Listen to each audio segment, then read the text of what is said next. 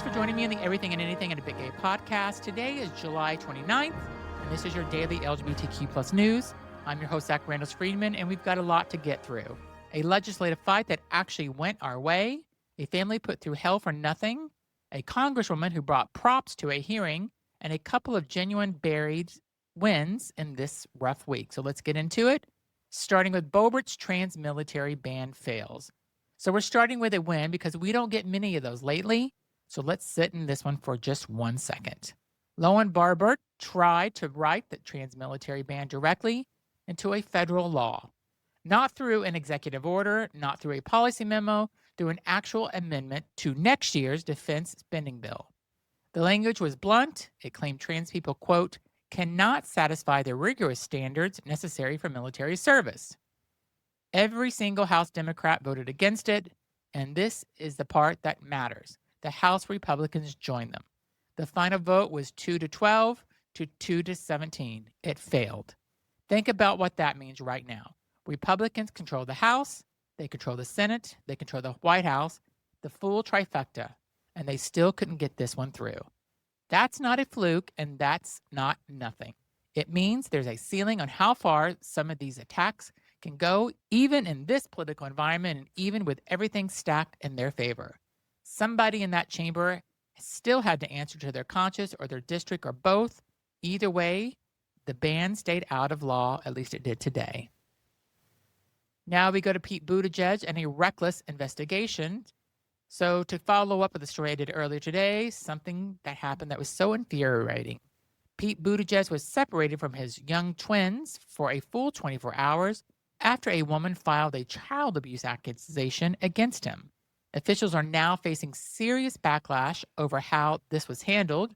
Critics describe the accuser as unstable and say the investigators move forward with questioning young children anyway, without adequate care for what that does to a family. Buttigieg was not charged with anything. Nothing was substantiated. And what actually happened is that a gay father lost a full day with his kids, and his children were pulled into an investigation built on a claim that fell apart. This is the kind of story that would get buried if it happened to anyone else. It's not going to get buried here because it shouldn't be. When the system moves this fast against a queer parent on a claim this thin, that's worth sitting with. I'll bring you more updates as we get more details on this Pete Buttigieg story and his children. Next, Nancy Mace House hearing theater. So as a follow-up to my story earlier this week, at a House hearing this week, Nancy Mace followed up with a printed photographs of drag queens from a reality competition show. She held them up and argued that drag content would lead to kids being sexually assaulted. This wasn't a hearing about drag. Nobody asked her to bring this. She inserted herself as a prop. For a moment, she clearly wanted on camera. One of the performers she named responded on social media with a simple question: can I sue? We'll say what we always say about this kind of thing. It is not really about protecting anyone. It's a stunt dressed up as a concern aimed at people who did nothing but simply exist publicly and do their jobs. She is a witch. Our next story is a hate crime and real consequences. So the next story is pretty heavy, but it really does matter. A man has been sentenced to 7 years in prison for shooting and paralyzing his neighbor in a targeted homophobic attack. This didn't come out of nowhere. In the weeks leading up to the shooting, he and his girlfriend harassed the victim relentlessly, posting signs in their windows facing his house with slurs on them, smearing feces on his property, and weeks of escalation and then a gun. The victim survived. He'll live with the physical consequences of that night for the rest of his life. What we can tell you today is that his attacker is now living with the legal consequences too. 7 years of on the record for a crime that was never in question about its motive. Accountability doesn't undo harm, but it's not nothing either.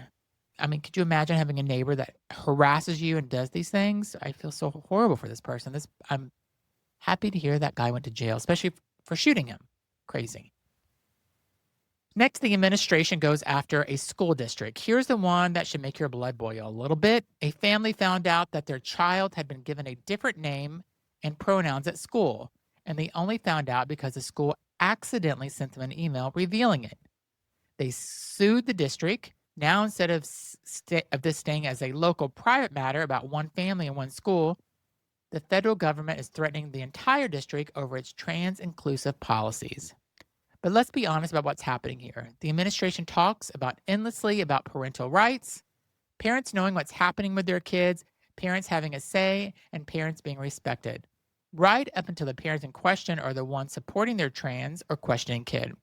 Then suddenly the concern about parental rights disappears, and that's what's left in an attack on the school and the kid caught in the middle. Next, Pennsylvania ends a bad law. Now for some real, tangible good news. Pennsylvania has officially ended enhanced criminal penalties that specifically targeted people living with HIV. For years, laws like this one did not do what their supporters claimed. They didn't prevent transmission. They didn't protect anyone. What they did was punish people simply for their HIV status and discourage people from being tested in the first place, because a diagnosis could turn into a criminal liability.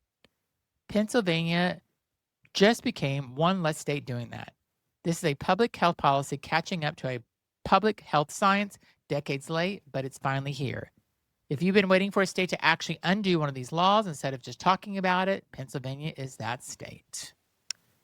And a little bit of joy to close, because we don't want to leave you in the heaviness of this week. Let's end with something lighter. Six Flags Magic Mountain in Southern California is gearing up for its annual Out on the Mountain night, a full evening of the park going all in for our community.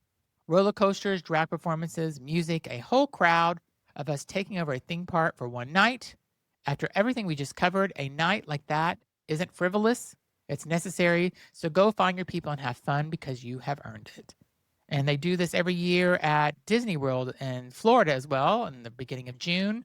I believe there were some issues with it this year, but I still think it went on. It's called Gay Days at Disney, unofficial from Disney, but if you haven't been, check it out next June. So that's your news today. A band defeated in a chamber that's stacked against us. A family put through hell over nothing. A bad law finally gone in Pennsylvania. And a roller coaster waiting for you this weekend if you need it. If this show means something to you, hit follow wherever you're listening. Also, leave a rating and review and send today's episode to somebody who needs to hear it. I'll be back tomorrow with more LGBTQ+ news. Thank you for listening.